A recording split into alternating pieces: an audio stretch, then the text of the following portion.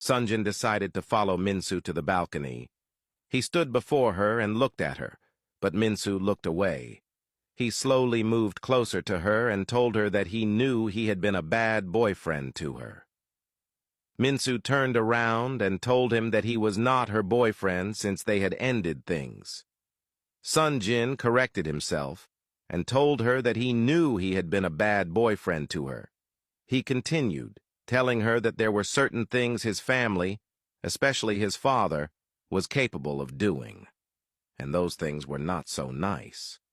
He admitted that he got scared for her when he heard the threats his father made, so the only way to protect Minsu was to let her go. Minsu, still not looking at him, told him that there was no point in being in a relationship if they couldn't face hardships together. She told him that the whole purpose of loving someone and wanting to be with them was to stick together no matter what, and Sunjin didn't do that. The moment they faced one storm, he decided to give up. Sunjin, realizing she was right, tried to touch her hand, but Minsu told him not to touch her. She turned to him, saying that she was doing her best to move on from him, and that being together in the same space like this was not doing her justice. She told him that they would stay in separate rooms until Woobin came back the next morning. With that, she walked away. Minsu got into the spare room and locked herself in. She sat on the bed and wondered how things had gotten to this point with her and Sunjin. She still loved him so much, and all she wanted was for him to fight for her and truly show her that he wanted this as much as she did. Sunjin stood by the balcony alone, his head spinning. He thought to himself that maybe it was time for him to man up to his father and do things the right way. He realized there were certain things about himself and his family that he hadn't told Minsu, and maybe it was time to be transparent and open with her. He headed to the spare room and told Minsu to open the door because he wanted to talk to her. Minsu responded by telling him to go away. She didn't want to talk. Sunjin stood by the door and told her he was sorry for everything, that he did love her, and that he never planned on falling for her. Things just happened. They met and instantly had a connection.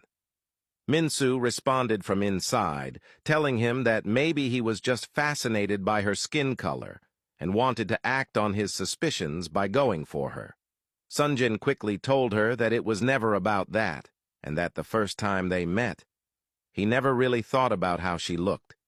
He told her that he just saw the person inside and that he never cared about her skin color, that he would still love her even if she were of any ethnicity.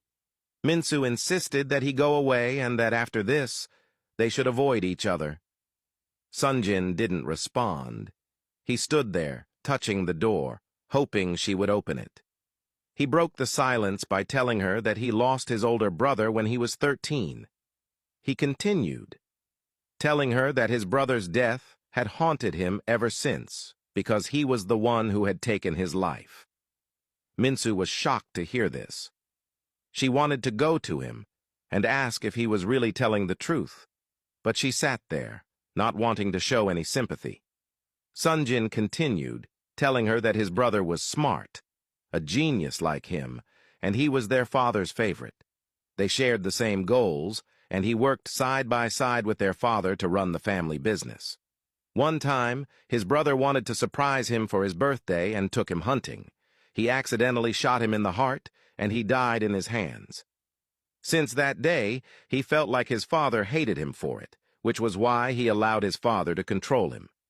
He decided that he would take his brother's place.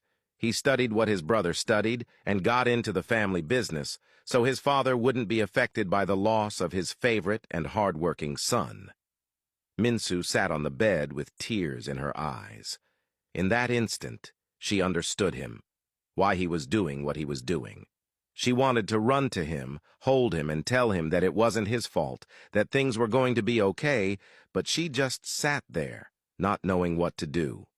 Sunjin, still standing by the door, told her that it was okay if she hated him because there were parts of himself that he hated too. He said that he had become a different person ever since he lost his brother, and when Minsu showed up in his life, he felt his old self coming back again. but he also felt like he owed his brother and his family, especially his father. After pouring his heart out, Sunjin sat by the door feeling hopeless. Opening old wounds was never his favorite thing to do. He had buried his trauma deep in his mind, and that day, he had decided to let it resurface because he knew Mensu deserved to know everything. As he sat there, the door opened. Mensu walked out and went to him. Without saying anything, she tightly hugged him.